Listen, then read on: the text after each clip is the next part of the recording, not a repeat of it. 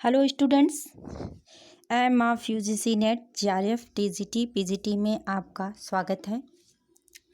जैसा कि आप सभी लोग जान रहे हैं कि इस समय हम इंटरमीडिएट हिंदी को पढ़ा रहे हैं।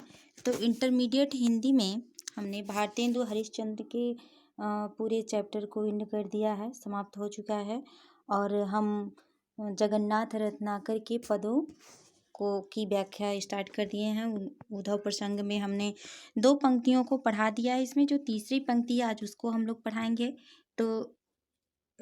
हम पढ़ाएंगे। वीडियो को शुरू करने से पहले आपसे ये कहना है, तो चैनल नए हैं तो आप हमारे चैनल को सब्सक्राइब करें, लाइक करें, और यदि वीडियो पसंद आता है तो आप अंत में वीडियो के लास्ट में हमें कमेंट करके अवश्य बताएं कि आपको हमारा वीडियो कैसा लगा। तो चलिए शुरू करते हैं। ये जो पंक्ति है तीसरी, इसमें उद्धव जी हैं, कृष्ण के द्वारा भेजे गए हैं सारी गोपियों को। कृष्ण के योग रूपी जो संदेश लेकर के भेजे, उसे बताने के लिए कि किस प्रकार से आप लोगों को श्री कृष्ण को भूल करके और उस ज्ञान रूपी ईश्वर का अनुसरण करना है, उनकी आराधना करनी है। श्री कृष्ण के स्थान पर उन्हें योग रूपी ईश्वर को स्थान देना है, अपने मन में बसाना है। तो यहाँ पर उद्धव जो है वो गोपियों को ज्ञान का उपदेश जब देते हैं, तो उन ज्ञान के उपदेश को सुन करके गोपियों की जो स्थिति हुई है, जो दशा हुई है, इस छंद में उसका मार्मिक चित्रण किया गया है। तो क्या कहती हैं गोपियाँ यहाँ पर? कहती हैं श्री कृष्ण से, श्री कृष्ण के उपदेशों को सुन करके उद्धव के द्वारा, तो उद्धव से वह अपनी बात कहती हैं। इस पंक्ति में ही दिखाया गया है, कवि ने यही स्पष्ट किया है कि उद्धव द्वारा न कहने योग्य कहानी और इन सारी बातों को सुन करके जो गोपियां हैं वह अपनी स्थितियां का वर्णन किए हैं, गोपियों की दशा का। तो चलिए शुरू करते हैं।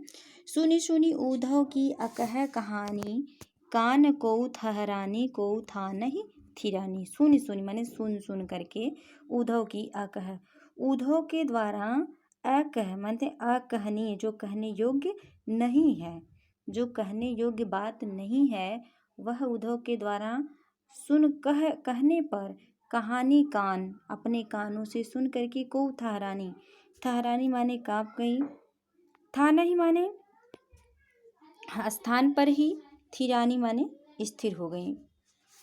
तो उद्धव के द्वारा न कहने योग्य कहानी अर्थात कृष्ण का योग संबंधी असहाय एवं निष्ठुर संदेश अपने कानों से सुनकर कोई गोपिका कांपने लगी, कोई अपने स्थान पर स्थित खड़ी रह गई। कहते हैं सुनी सुन उद्धव की अकह कहानी कान, सुनी सुनी उद्धव की अकह कहानी कान, सुनी सुनी उद्धव की न कहने योग्य कहानी अर्थात कृष्ण के योग संबंधी असहाय एवं निष्ठुर संदेश अपने कानों से सुन करके को ठहरानी, कोई गोपिका कांपने लगी, को था नहीं थिरानी है, कोई गोपिका अपने स्थान पर स्थिर खड़ी रह गई। कहे रत्नाकर रिसानी बररानी कोई, को बिलखानी बिकलानी भी ठिकानी है। आगे रत्नाकर कवि कहते हैं कि रिसानी बररानी कोई, रिसानी अर्थात क्रुद्ध हो गई, बररानी बड़बड़ाने लगी, बीथकानी थकित, बीथकानी माने शिथिल हो गई या थकित हो गई, थक गई, को से दसानी, बिलखानी बिकलानी, बिलखानी अर्थात बिलाप करने लगी यानी बिलखने लगी, रोने लगी, बिकलानी और कोई गोपी व्याकुल हो गई। तो रत्नाकर कब क्या कहते हैं, कहे रत्नाकर रिसानी बररानी कोई, को बिलखानी बिकलानी बिथकानी है। रत्नाकर कवि कहते हैं कि उनके इस संदेश को सुन करके कोई रिसानी कोई क्रुद्ध हो जाती है, बररानी को कोई गोपी बड़बड़ाने लगती है, को बिलखानी कोई गोपी बिलाप करने लगती है, बिकलानी बिथकानी है कोई गोपी क्या होती है, अत्यधिक व्याकुल हो जाती है, विकल हो जाती है, बिथिकानी है और कोई गोपी अत्यधिक शिथिल हो जाती है। कोई सेधसानी को भरी दृग पानी रही, को घूमी घूमी परी भूमि मुरझानी है। आगे कहते हैं कि कोई सेधसानी, सेधसानी मतलब पसीने से भीग गई, तर हो गई, सेध माने पसीना। कोई गोपी पसीने से भीग जाती है, तर हो जाती है। कोई भरी दृग पानी रही, भरी माने भर जाते हैं। कोई माने कोई गोपी के दृग माने आँखों में पानी रही, आंसू, पानी अर्थात आंसू। और किसी गोपी के आँखों में पानी भर आया। को घूमी घूमी परी भूमि मुरझानी, और कोई गोपी चक्कर खाकर पृथ्वी पर मूर्छित होकर के गिर जाती है। यानी श्री कृष्ण के संदेश का उद्धव के द्वारा दिए जाने पर अपने कानों से सिर्फ सुन लेने मात्र से ही गोपियों की स्थिति इतनी दयनीय हो गई है कि जिसके कारण उनके साथ ये सारी घटनाएं घटित होने लगती हैं। तो कोई सेधसानी को भरी दृग पानी रही, को घूमी घूमी परी भूमि मुरझानी है। कोई गोपी पसीने से भीग जाती है, किसी गोपी के आंखों में आंसू भर जाते हैं या आंखों में पानी भर आते हैं। और कोई गोपी चक्कर खा करके मूर्छित होकर के पृथ्वी पर गिर जाती है। को श्याम श्याम कह बहकी बिललानी कोई, और गोपी की तो दशा ऐसी हो गई है कि को श्याम श्याम कहकर, यानी कोई गोपी श्याम श्याम अर्थात श्री कृष्ण का नाम ले लेकर के कह करके बहकी बिललानी कोई आवेश से युक्त होकर के तड़पने लगती है, अत्यधिक तड़पने लगती है। कोमल कलेजो थामी सहमी सुखानी है, और कोई गोपी अपने कोमल कलेजे को पकड़ करके डर जाती है और सूख जाती है। अर्थात वहाँ पर उपस्थित प्रत्येक गोपी दुख और वेदना के असीम और अथाह सागर में डूबने उतरने लगते हैं। तो सात्विक अनुभव पर आधारित इस विशद योजना के द्वारा गोपियों की आंतरिक और बाह्य दशा का सजीव चित्रण किया गया है। श्री कृष्ण के प्रति अदम्य प्रेम और योगाभ्यास के प्रति अरुचि का वर्णन हुआ है।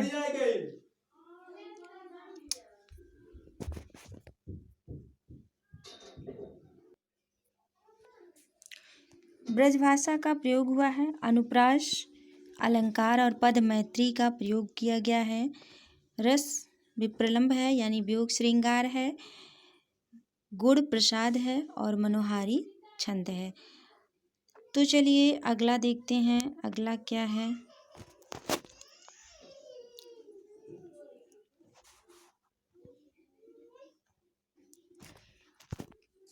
कान्ह दूत कैधो ब्रह्मदूत है पधारे आप।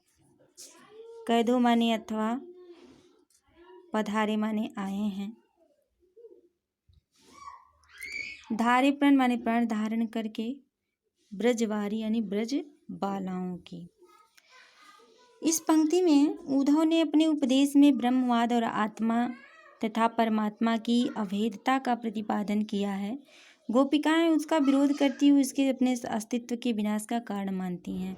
यानी उद्धव जी ने जो ब्रह्म का उपदेश दिया है और जो आत्मा परमात्मा की भिन्नता को उन्होंने प्रकट किया है, इनका गोपिकाएं विरोध करती हैं। और विरोध करती हुई वह बताती हैं कि किस प्रकार से उनका जो है एक छोटा सा जो अस्तित्व है वो खतरे में है। तो कहती हैं, कान्ह दूत कैधो ब्रह्मदूत है पधारे आप, धारे प्रण फेरन को मति ब्रजवारी की।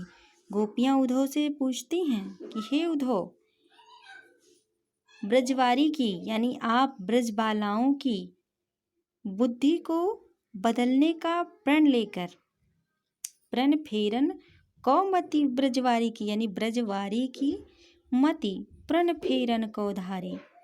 हे उद्धव, आप ब्रजबालाओं की बुद्धि को बदलने का प्रण लेकर के कान्ह दूत कैधो ब्रह्मदूत है पधारे आप, श्री कृष्ण के दूत बनकर यहाँ आए हैं अथवा ब्रह्म के दूत के रूप में आए हैं। कहने को तो आप श्री कृष्ण के दूत बन करके यहाँ आए हैं, फिर भी आप ब्रह्म की ही चर्चा कर रहे हैं। यानी कह तो रहे हैं कि आप श्री कृष्ण के द्वारा भेजे गए हैं, उनका संदेश लेकर के आए हैं, लेकिन यहाँ तो आप ब्रह्मा जी की ही बातों की चर्चा किए जा रहे हैं।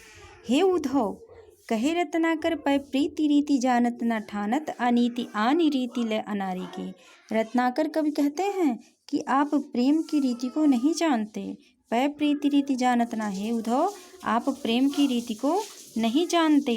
ठानत अनीति आनी रीति ले अनारी की, इसीलिए आप अनारी की, अनाड़ियों जैसी और बुद्धिहीनों जैसी, इसीलिए आप अनाड़ियों और बुद्धिहीनों जैसा व्यवहार करके अनीति अर्थात अन्याय कर रहे हैं।